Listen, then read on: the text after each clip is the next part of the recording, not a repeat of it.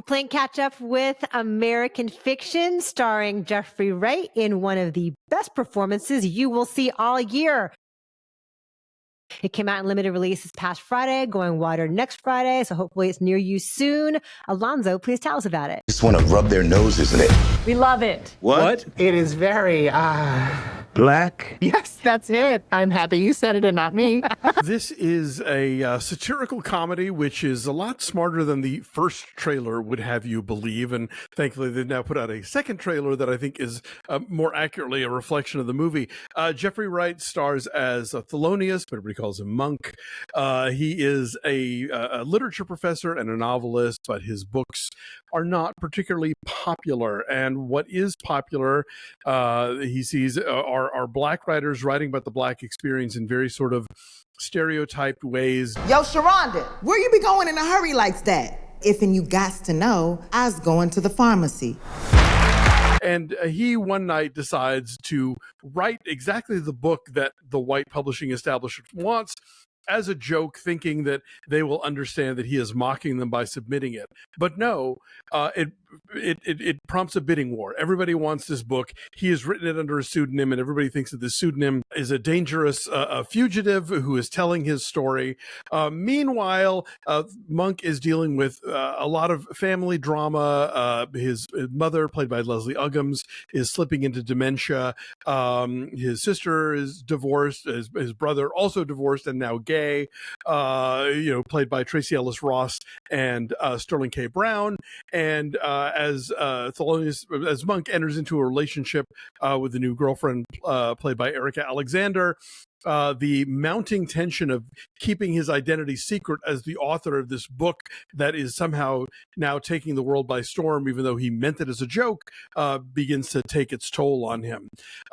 They were selling this movie originally just as he's a smart guy pretending to write this dumb book, and the book becomes a hit, which is kind of a one-joke premise. But the movie, written and directed by Cord Jefferson, is not a one-joke premise.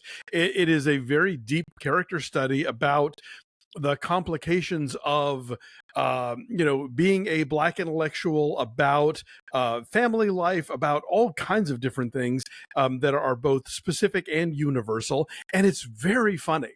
This is one of the funniest movies of the year. And very often the jokes come from an uncomfortable place, but they are very believable in the way that these family members or these friends would talk to each other and would make fun of each other and would find humor in maybe tragic situations that they have encountered and endured over the course of their lives and their time together. What's wrong with Tucson? There's one gay bar and it's full of college kids. One of them asked me if I was Tyler Perry. I mean, Tyler Perry lives in Atlanta, right? Fuck you. If you think you know what this movie is, you may well find yourself surprised. I certainly was. Yeah, I was too. And there's a tricky tonal balance that Cord Jefferson plays here, because yes, it is satirical and it is biting about, I hate the phrase political correctness, but about like the ways in which we view each other and expectations and a desire to be cautious and considerate, which is often misinterpreted and taken to extremes. Like it plays with all of that, which is relevant and uncomfortable to talk about, but we need to talk about. And so it's a very biting satire of art and commerce and the clash between the two, but also it's very tender in terms of how he deals with his mom, how he is kind of closed off and where that comes from, and how he's apprehensive about getting into a romance with this woman across the street who is quite lovely. A lot of it takes place in this beach town. It's shot in Situate, Mass. A lot of it takes place in Boston, but a lot of it takes place in Situate, Mass, which is along the coast there south of Boston, which is, I guess, predominantly more of an African-American beach town based on who all they see in the neighborhood. And so you have a really rich sense of place as far as like the local security guard who's been there forever, and how the families all know each other. And so you feel like you're with people who have a life together, understand each other in a deep way. And there's a lot more to these characters and a lot more of their interactions than you might expect. I laughed the whole way through, and it's a really deep bench. So you mentioned how great Tracee Ellis Ross is and how great Sterling K. Brown is, but then like Adam Brody is really funny in a supporting role. Your friend Michael Cyril Creighton has one incredible scene in it, but it speaks to like the cautiousness that we have in talking about race and like the uncomfortable nature of it. I think everyone sort of wants to work toward the same feeling of understanding, but doesn't know how to find the words to say these things. And that scene with him over the phone, I think, speaks to that element of our contemporary life in America.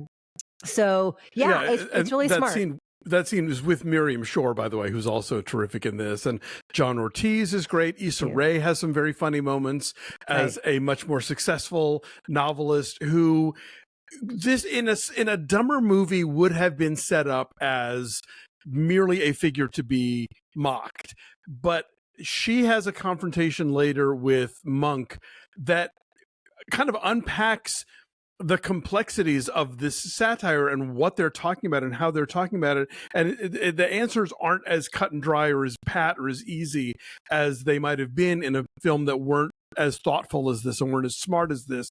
It reminded me, like that aspect of the movie reminded me of the 40-Year-Old Version, which also kind of deals with this idea of like being a Black person making art and having this audience that is expecting very specific things that you may or may not want to include in your aesthetic vision, you know. But yeah, so there's so much in this movie that around every corner, I think, could have taken a really sort of easy way, and instead they go for something that's richer and more difficult. Yeah, and what Jeffrey Wright's doing here, I think, is tremendous too, because he's inherently kind of an unlikable guy, right? He's pompous, he's arrogant, he is totally certain of himself, he's not all that kind to his students. I think I can imagine a world in which like he and Paul Giamatti's character and the holdovers might be friends, you know, or at least colleagues who like grudgingly respect each other and hate their students. Right, hate their students. It's got the New England setting, this very pompous setting, but it's they're speaking truth that nobody wants to hear, or so they believe, you know. Right. But they also kind of come off as assholes because of it. It takes a bit of a turn at the end. And it has a bit of a switch up as far as its narrative structure at the end, which is a bit of a gamble and is not anything we had seen previously. And I don't know how I feel about it. I laughed at the paths it took, but I don't know that that works. And is it a bit of a cop-out to not answer some questions, or is it better to leave it ambiguous? I don't want to say anything more, but I had a lot of different thoughts about it in my head. Yeah, I agree that it's a gamble. I would say that it's one that works. And I think that it works mainly because of to unpack a critic word, the milieu that we're dealing with here in terms of, you know, academia and literature and that kind of thing. When they first go into that, I was like, oh, we're going to do this. But I thought they really brought it off. It seems a little silly at first, right? Because it's such a different tone and a different direction. Yeah. Anyway. But again, I think it's earned. It's earned its gravitas. So what's your number then? I would say like an 8.9. I think this is a first film, which is astonishing because I think Cord Jefferson is really pulling off a lot here in terms of, like I said, tone, performance, you know, just the humor. This is so powerful. I like this a lot. This is, if not in my top 10, definitely my top 20. Yeah, it's very smart, very well written, well acted. I'll say 8.2. So American Fiction in limited release now, goes wider this Friday. Check it out.